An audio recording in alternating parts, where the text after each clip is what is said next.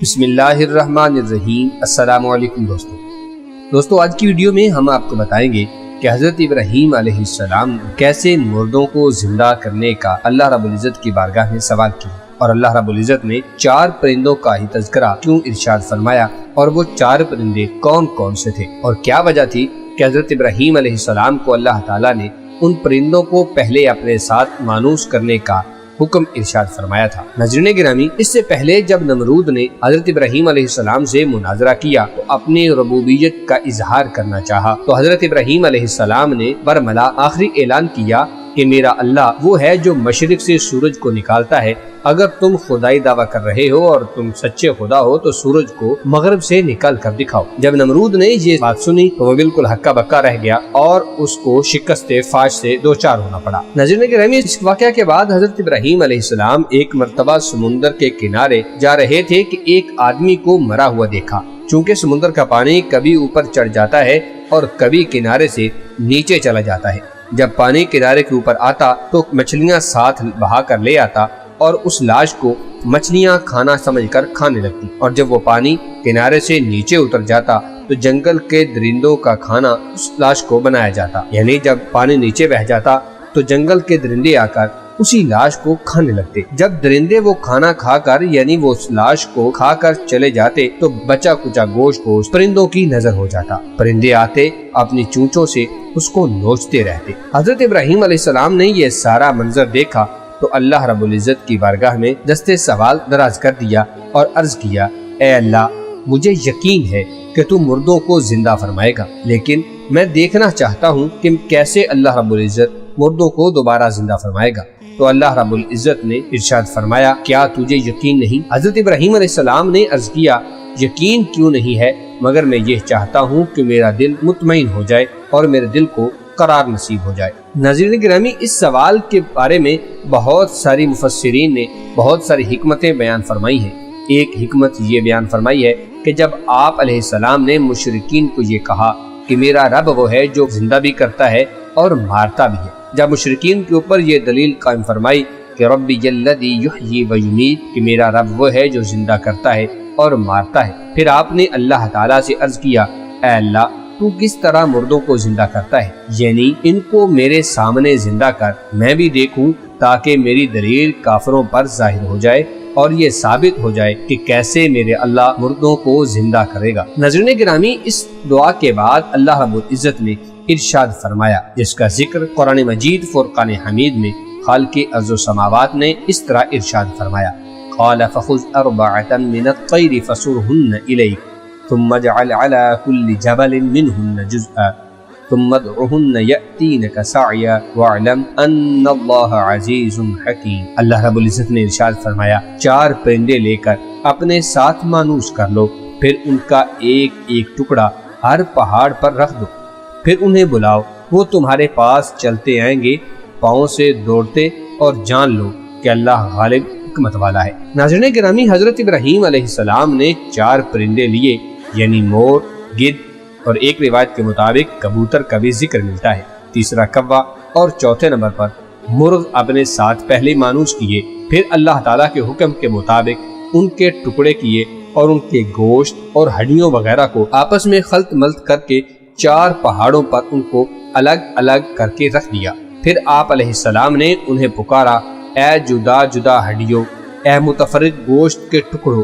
اے کاٹی ہوئی رگوں، ایک دوسرے سے مل جاؤ تاکہ اللہ تعالیٰ تمہاری روحوں کو تم میں لوٹا دے۔ یہ سن کر ہڈیاں اپنی دوسری ہڈیوں کی طرف چلی، یعنی ہر پرندے کی اپنی اپنی ہڈیاں ایک دوسرے سے مل گئیں، پر دوسرے پروں سے جا ملے، گوشت کے ٹکڑے دوسرے اپنے گوشت کے ٹکڑوں سے ملنے لگے، یہاں تک کہ خون کا ایک قطرہ اپنے جیسا اور اپنے جسم کا جو خون تھا اس سے جا کر مل گیا۔ اس طرح آپ علیہ السلام یہ منظر دیکھ رہے تھے کہ آپ کے سامنے مردوں کو زندہ کر کر آپ کو عین الیقین کا مرتبہ عطا کر دیا گیا تھا۔ پھر اللہ تعالیٰ نے آپ کی طرف وحی کی کہ اے ابراہیم، تم نے مجھ سے سوال کیا تھا کہ تم مردوں کو کیسے زندہ کرتا ہے، بے شک میں نے زمین کو پیدا کیا ہے، اس میں 4 قسم کی ہوائیں قائم کی ہیں، شمالی جانب سے چلنے والی ہوا، جنوبی جانب سے چلنے والی ہوا، باد صبا اور بعد دبو، یہاں تک کہ جب قیامت کا دن ہوگا تمام مردے اور مقتول دور پھونکنے پر جمع ہو جائیں گے، جیسے ان 4 پرندوں کو تمہارے سامنے پہاڑوں سے جمع کر دیا گیا ہے۔ میرے سامنے تم تمام کا پیدا کرنا اور پھر موت کے بعد زندہ کرنا ایسے ہی ہے جس طرح کسی ایک شخص کو پیدا کرنا یا زندہ کرنا ہے۔ ناظرین گرامی، بعض حکماء اس بات کی تائید کرتے ہیں کہ حضرت ابراہیم علیہ السلام نے جو 4 پرندوں کو اپنے ساتھ مانوس کیا تھا، اس کو مانوس کرنے کی حکمت یہ تھی کہ آپ ان کے آنے پر پہچان لیں، یعنی جب وہ پرندے ذبح ہو جائیں اور ذبح ہونے کے بعد ان کے گوشت پوشت کو خلط ملط کرنے کے بعد اللہ رب العزت کے حکم سے دوبارہ زندگی ملے تو آپ پہچان لیں کہ یہ وہی پرندے ہیں جو میں نے اپنے ساتھ ملا لیے تھے اور مانوس کیے تھے۔ بعض نے یہ بھی کہا ہے کہ آپ نے ان کے سروں کو اپنے پاس رکھ لیا تھا تاکہ آپ کے بلانے پر ان کے تمام اجزاء اپنے اپنے اجزاء سے مل کر اپنے اپنے سروں سے آ کر مل جائیں۔ اللہ کی قدرت سے کوئی صورت بھی بعید نہیں ہے، جو صورت بھی ہو قدرت کی عجیب نشانی کا ظہور ہوتا ہے۔ ناظرین گرامی، رہی یہ بات کہ اللہ رب العزت نے 4 پرندوں کو ذبح کرنے اور ان کو زندہ کرنے کا حکم کیوں ارشاد فرمایا، جبکہ ابراہیم علیہ السلام نے صرف یہی سوال کیا تھا کہ مردہ کیسے زندہ ہوتا ہے؟ تو ابراہیم علیہ السلام نے صرف مردہ کو زندہ ہوتے ہوئے دیکھنے کی درخواست کی، لیکن مالک الملک نے کہا، اے میرے خلیل، تم نے تو اپنی عبودیت کے پیش نظر ایک مردے کو زندہ ہوتے دیکھنا چاہا، لیکن میں نے اپنی ربوبیت کی وجہ سے تمہیں 4 مردہ کو زندہ کر کے دکھاتا ہوں۔ دوسری وجہ یہ بتائی گئی ہے کہ حیوانات وغیرہ چونکہ عناصر اربع یعنی آگ، مٹی، ہوا، پانی سے مرکب ہیں، اس لیے 4 کو ذبح کرنے کا حکم ارشاد فرمایا۔ ناظرین گرامی، ان 4 میں سے کون کون سے پرندے تھے وہ پہلے بتا دیا گیا ہے کہ مور، گدھ، مرغ اور کوے کو منتخب کیا گیا، اور مور کو منتخب کرنے کی وجہ یہ ہے کہ انسان کو زینت، مرتبہ، بلند مراتب سے محبت ہے اور یہ اوصاف مور میں بھی پائے جاتے ہیں۔ اللہ تعالیٰ نے فرمایا ہے، زُيِّنَ لِلنَّاسِ حُبُّ الشَّهَوَاتِ، خواہشات کی محبت کو لوگوں کے لیے مزین کر دیا گیا ہے۔